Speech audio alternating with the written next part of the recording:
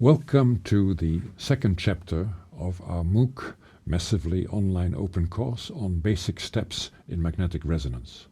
Today's chapter will be called Chemical Shifts. So chemical shifts are indeed at the heart of magnetic resonance. More specifically, they are essential for most applications of magnetic resonance to chemistry and to biology. In physics, they are perhaps less important, although that can be argued. In fact, the origin of this effect is what is known in good English as serendipity, and in bad English, sheer luck. It was in fact discovered by mistake and against the wishes of the inventors, by, that is, Proctor and Wu, who in the late 40s or early 50s wanted to measure the gyromagnetic ratio of nitrogen, more specifically nitrogen-14, which is a dominant isotope of nitrogen. And to do so, they decided to take a material that would be full of nitrogen. And their choice turned to ammonium nitrate, which indeed has lots of nitrogen. And to their distaste, they found, once they identified the nitrogen resonance, they found that there were in fact two peaks and not one.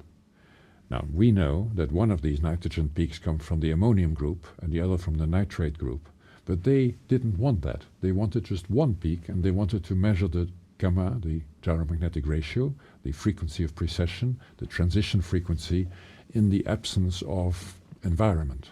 To them, the environment was just a nuisance. So nitrate, ammonium, that was not their business. They were not chemists. And they wrote a paper, they submitted a paper where they mentioned this effect as a dirt effect. In fact, the editor then said, dirt effect is not a very scholarly expression. Would you please propose another expression? And they said, well, let's call it a chemical shift. And it has been a chemical shift ever since. By the way, when I tell you anecdotes like this, I'm not too sure that they are genuine, that they can be trusted. Maybe this story was just made up by somebody else. But you know, si non è vero e ben trovato, if it isn't true, at least it's a nice story. You can find many of such stories in the books of Abergam, of Casimir, of many other scientists who have enjoyed themselves writing up their autobiographies and talking about the fun aspects of research. We shall now discuss the second chapter of the book of Peter Hall, and which is dedicated to chemical shifts. So chemical shifts can be discussed in a purely empirical fashion as a phenomenon that can be observed without necessarily trying to explain it. This, in fact, is a very important approach in chemistry and in biology. But of course, scientists like to explain things, and so they have thought about the origin of chemical shifts, and they have tried to split these chemical shifts into different contributions, and this is known as contribution to nuclear shielding. In fact, nuclear shielding is another word for chemical shifts. We'll have a summary after that and then some exercises. Perhaps the simplest explanation of nuclear shielding and chemical shifts is if we consider the example of simple gases, noble gases, which are basically monoatomic molecules, such as helium. In fact, the isotope 3 of helium happens to have a spin I equal 1/2. This is a gas, of course. It can be hyperpolarized, as we shall discuss later, and it can actually be used to do images of human lungs. Likewise, we could also consider 129 xenon, which also has a spin 1/2, and also is used for imaging of lungs of living humans. Now, both have a spherical symmetry, and both have a simple nucleus in the center and a cloud of electrons. Of course, these electrons move all over the place, but there is a slight preference for them to move in a plane which is perpendicular to the external magnetic field. So this field B0 here is the external magnetic field, which is applied to the sample by the experimentalist, usually generated by a large superconducting magnet to achieve a sufficiently intense field. Now, it turns out that this external magnetic field affects the electrons in such a way that there will be a slight preference for the electrons to move around such a trajectory which is perpendicular to the field, and where the electrons move in such a way that the field that they induce, which is this B prime here, this B prime is the induced field, the field induced by the circulating electrons, and according to the law of Lenz, this induced field has a sign opposite to the external field. The net effect is that the local field, which is sometimes just called, this is the local field at the site of the nucleus, is proportional to the external field, but there is an attenuation factor here, which is written as 1 minus sigma. And if sigma is 0, which it often is in simple cases, then the external field, the local field, is equal to the external field, and there's no problem. But in many molecules, the sigma has different values depending on the environment and the chemical environment of the nucleus. The same thing can be expressed not in terms of field, but in terms of the NMR frequency. So this is the precession frequency of the transverse magnetization, or also simply the energy of the transition between the bottom state and the excited state. And we can see that this is proportional to the gyromagnetic ratio, proportional to the external field, attenuated by the circulating electrons, and this attenuation is again expressed as 1 minus sigma. We can also look at the same thing in terms of energy levels, where we see that the bare nucleus has a transition frequency which is determined only by the applied magnetic field. But as soon as the nucleus sits in an electron cloud, it is partly protected from the external field, and therefore we have this shielding parameter, the nuclear shielding, expressed by this attenuation factor here, which precisely comes from the circulating electrons. And as you can see, the splitting between the bottom and top levels is reduced because of that. Now, chemical shifts, as I mentioned in my introductory remarks, could be observed in many cases. The one that I mentioned was 14 nitrogen in an ammonium group and 14 nitrogen in a nitrate group. And as I said, the physicists who used this material were very disappointed to discover that these two nitrogens had different chemical shifts, as we now call them, or different environments. But for the chemist, that of course is wonderful, because that allows us to distinguish them. Now, this is a typical NMR spectrum, and you could imagine that this is the B and this is the A, or it could be any other molecule that has two distinct resonance frequencies. In fact, a more popular, a more common case would be proton NMR. So proton NMR is by far the dominant version of magnetic resonance today in organic labs, and particularly in chemistry. And in proton NMR, we have a range of roughly 8 to 10 ppm. So this is the range of chemical shifts expressed in the parameter delta.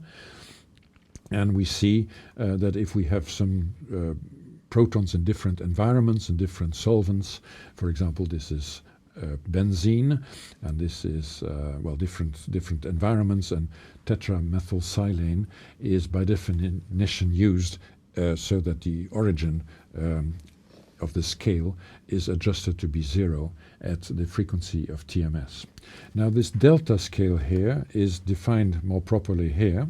It is simply the frequency of the transition minus a reference frequency. So this would be, for example, the frequency of benzene minus the frequency of TMS divided by the frequency of the TMS.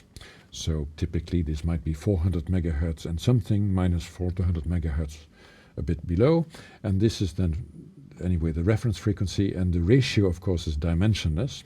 It turns out that this dimensionless number tends to be rather small, on the order of 10 to the minus 6, and therefore it is usually by convention multiplied by 10 to the 6 in order to get reasonable numbers, and this gives you the definition of delta, known as the chemical shift to chemists.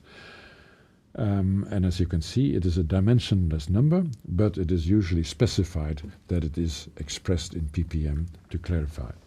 I should warn you that in much of the physics literature, this convention is not the same. They often use the parameter sigma, the nuclear shielding parameter, and not the parameter delta defined as in this expression. So what is true for the precession frequencies is also true for the shielding parameters, and you can reformulate this equation by saying that this is now the sigma of the reference minus the sigma of the substance of interest, and you will notice that this runs in the opposite direction. The delta runs in the opposite direction as the scale of the shielding parameters, which gave rise to a great deal of confusion between the literature of the chemists and the literature of the physicists. Now, chemical shifts are very often considered as empirical parameters without any attempt to explain them. And as such, they are very well known, particularly to chemists and more specifically to organic chemists who have a tremendous ability, the good ones anyway, to recognize a molecule when looking at the NMR spectrum, the proton NMR spectrum. This is not such an easy task. You can see that the scale here goes from 0 to 10, and for example, we find the aromatic molecules, I mean the protons attached to aromatic molecules, span a considerable range. Benzene is somewhere near 7.25, but depending on the environment, the shifts can cover quite a range. It is even worse for hydroxy aromatics or aryls, and you can see different molecules have different ranges. We note amusing things, for example, that the acetylenic proton here, we shall refer to that later, is towards lower chemical shifts than the olefinic, which is kind of surprising.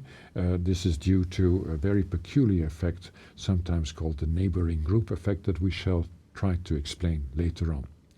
But basically this table is very important because most organic chemists have this sort of engraved in their brain, and they go around the world remembering this all the time. And if you know this very well, and if you're very familiar with this kind of empirical material, it allows you to recognize the fingerprint of your molecule and determine exactly what it is.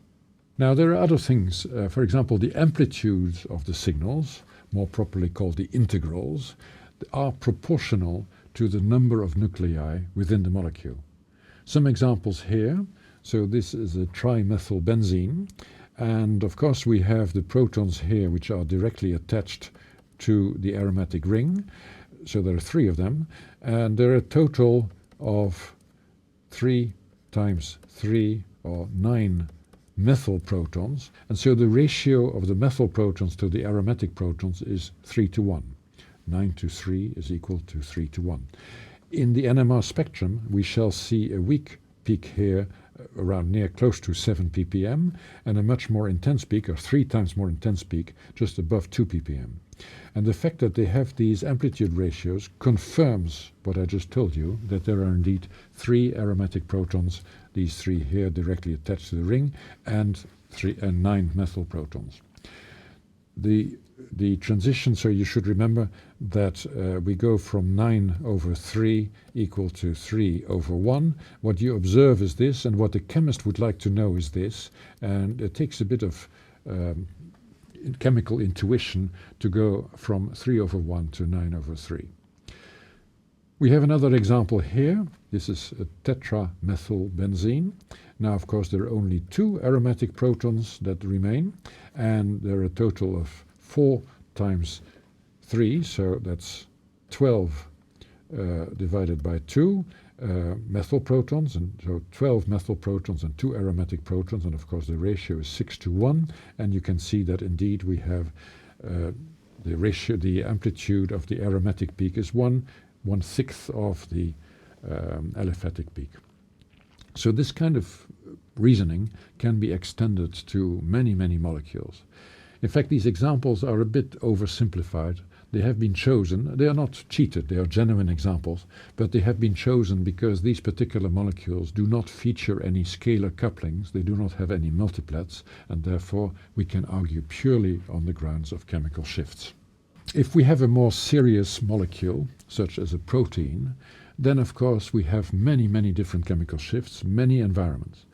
This particular protein was popular in Oxford at the days of writing the book, and it contains in fact 129 amino acids, which is a fairly small protein by biological standards, but a large protein from the point of view of chemists, and also actually for NMR spectroscopists this represents a challenge. 129 amino acids means roughly that there are about 10 protons for each amino acid. Sometimes some have more, some have less, but roughly that means about 1,000 protons. And indeed we have about 1,000 chemical shifts. Some of them pile up so that you get a very messy profile here. That means that many have been added on top of each other.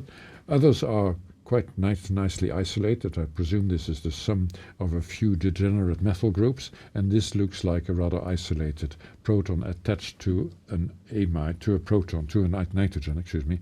Typically we would write this something like this, and this would probably something like this. And this is an example of two assignments, that is to say, the relationships between peaks and chemical units, which are one of the great challenges of protein NMR spectroscopy. But a great deal of progress has been made in this field, particularly by combining proton NMR with carbon-13 NMR and with nitrogen-15 NMR, by enriching the proteins with these stable isotopes, and then recording so-called two-dimensional correlation spectra that allow one to assign each and every one of these peaks can be assigned and identified. The next gives a rather exotic example, very far from biology, no proteins at all. There is a substance, this is actually a metal cluster, which contains 4 cobalt atoms and a bunch of carbon monoxides. And the question is how is this, what is the structure of this strange cluster? And you could imagine something like this, that we have the 4 methyls in a regular tetrahedron, and that each of the 4 methyl is surrounded by a local little cloud of 3 carbon monoxides.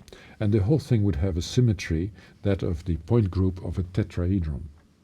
If that were the case, then there would be all sorts of symmetry elements, planes of reflection, rotation, all sorts of things.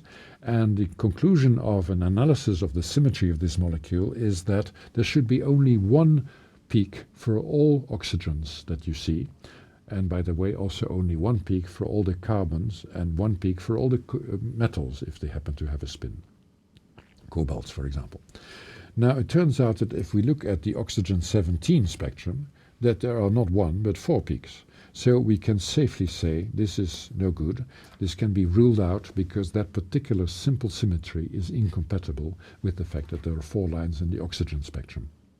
By the way, oxygen is a rather unusual nucleus. It has a large quadrupole, and the lines are rather broad because of rapid transverse relaxation, and it's not your favorite molecule, your favorite isotope in the periodic table, but it's very nice in this illustration. Now you can speculate about other systems.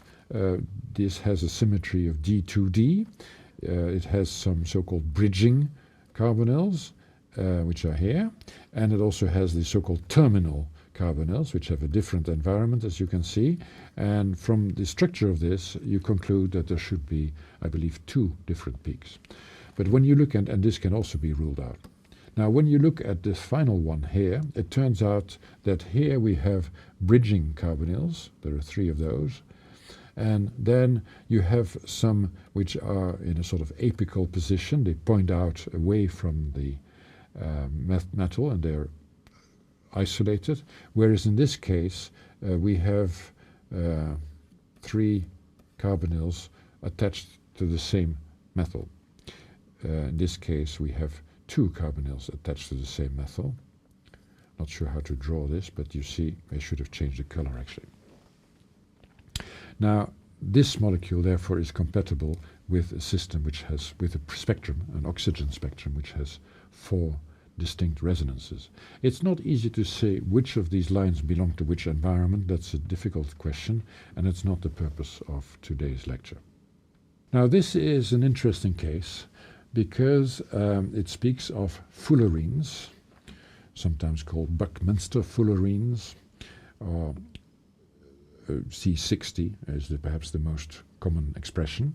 And we now know that this is an icosahedral molecule where the the carbons are arranged on a football, on the pattern of a football, and that there are some surfaces that have a hexagonal environment and other a pentagonal environment. Now, what is remarkable about this molecule is that it has an extremely simple carbon-13 spectrum. In fact, you can convince yourself that it has a very high symmetry, an icosahedral symmetry, and that therefore the chemical shifts of all Cs, of all carbon atoms, should be the same. And indeed, the spectrum shows just a single line. So this fact that it is a single line is a confirmation that the molecule, the symmetry of the molecule, must indeed be very simple. Now, this was not obvious at all when this material was discovered in 1919 by Harry Kroto and his environment and his co-workers. This was still an uncertain matter, and it was not at all clear that carbon could arrange itself in such a structure, such a strange molecule. In fact, this molecule went unnoticed for about 2 centuries of modern chemistry, and therefore it's quite remarkable that it was found so late in history. Kroto, by the way, got a Nobel Prize, probably mostly for this, and if you're interested in the origin of such things, I vividly recommend that you read this in ChemCom, and you can look it up following instructions that I will give somewhere else. So let's take another example, which I think is very well chosen by Peter Hall from the vast literature that describes such effects.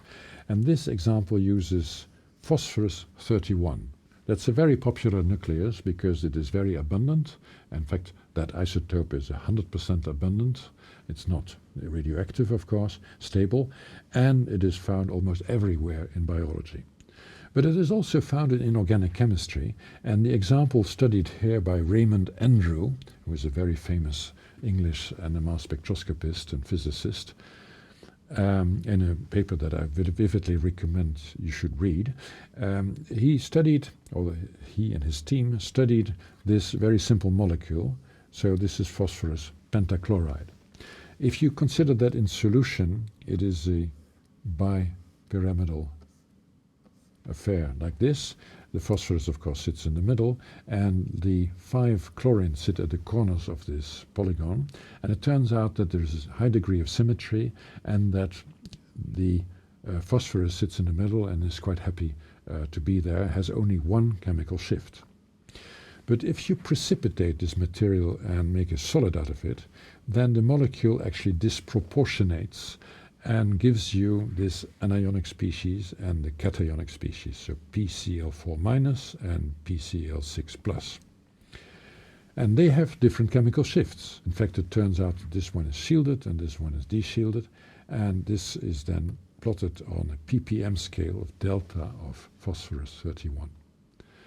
Actually, to record a phosphorus 31 spectrum in a solid is not such a simple affair, because, as we shall see later, the phosphorus has an anisotropy of the chemical shift, and therefore in a solid tends to give very broad lines.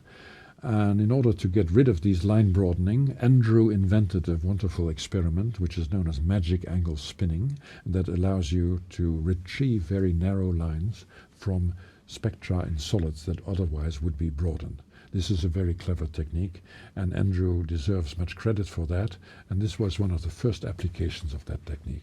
Now, there are also applications of silicon-29 NMR, and this is one that is of some industrial interest because we speak of aluminosilicates, that is to say, porous solids that are built of aluminate units, Al O4, and silicate units, SiO4.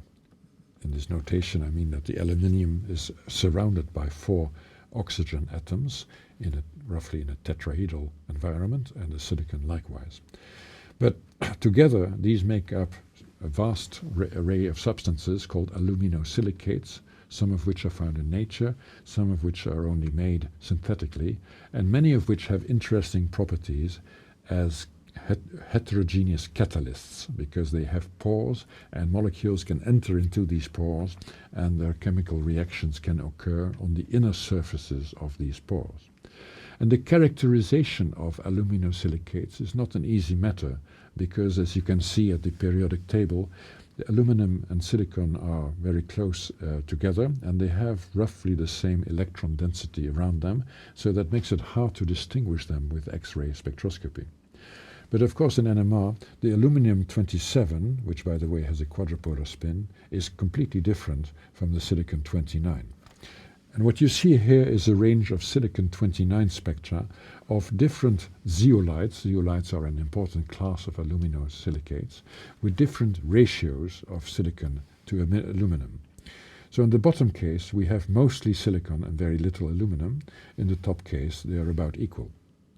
And what we see here is a distribution of different chemical shifts of silicon-29, where if there is no aluminum in the neighborhood, then we have this line here. If there is one aluminum next door, we have this line. If there's two alumina next door, then we have this line. If there's three, then we have the line to the leftmost. And there's actually one more over here, which is very weak.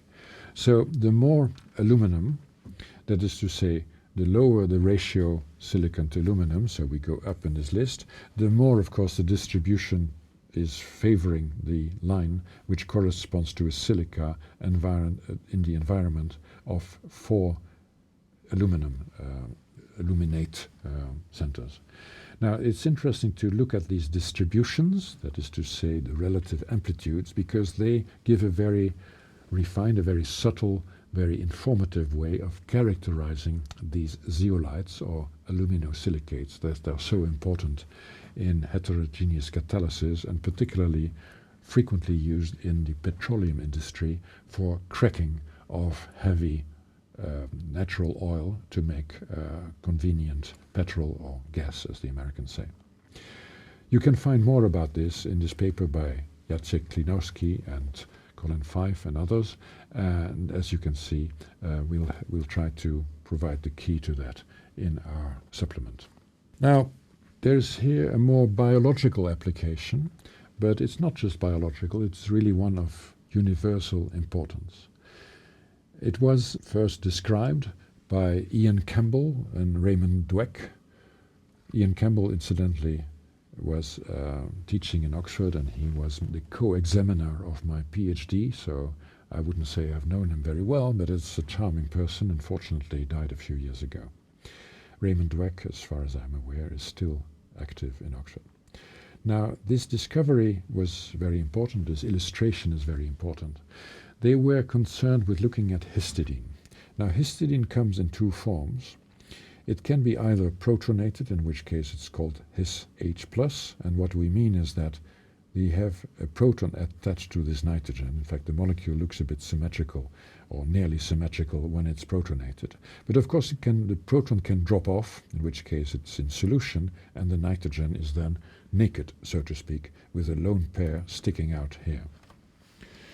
But this on itself is not something we wish to observe. What we shall observe is the chemical shift of the proton, which is attached to the neighboring carbon. So here again, there is a chemical shift of that proton attached to the neighboring carbon. And it turns out that the chemical shift of this so-called C2 proton, or H2 proton, which is the one attached to the C2 carbon, is very sensitive to the question if it's protonated or not. Now, what you see here is spectra of histidine in its natural environment, which is actually in hemoglobin. So hemoglobin is the molecule, the protein that carries the oxygen in our blood and delivers the oxygen to the organisms where it is needed. And of course, it's very interesting to see what happens. If the hemoglobin carries oxygen, then it's called oxy, and if it has lost its oxygen, it's called deoxy. So there are two different forms. But even before we start about losing oxygen, let's talk about the deoxy version first.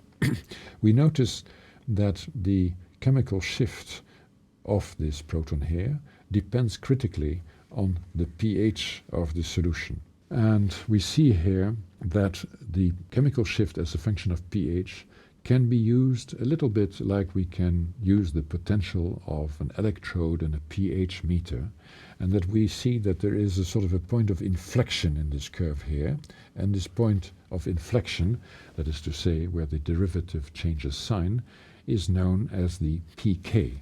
And so we can determine the pK of this particular histidine.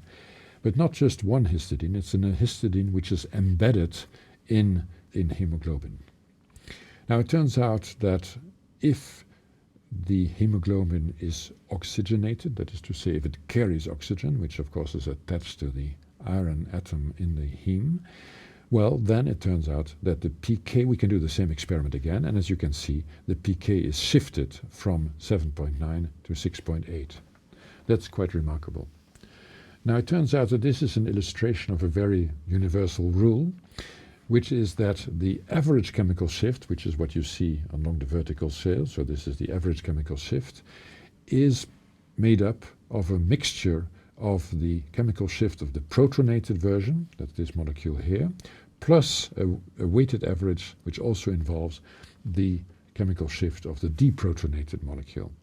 And this is very simple. The protonated chemical shift is weighted with the concentration of the protonated histidine, and the deprotonated is weighted with that concentration. And then you divide it by the sum of the two concentrations so that it becomes again a dimensionless quantity, and then you have the average chemical shift, which is what we measure here. So this is a weighted average. Now it's done here, this equation is shown specifically for the case of histidine, but of course it can be quite universal. It's true for any acid-base equilibrium. It is also true if we have multiple equilibria. For example, if you have phosphoric acid, which can occur as PO4H3, PO4H2, PH4H1, PO4 3-, all of these forms have different chemical shifts and different concentrations, and therefore the weighted average will depend on the pH and on the pKs, and we can determine the pKs by measuring the chemical shift as a function of pH. This is a very important observation, very universal in its applications. So this concludes part 1 of this chapter. Thank you for your attention.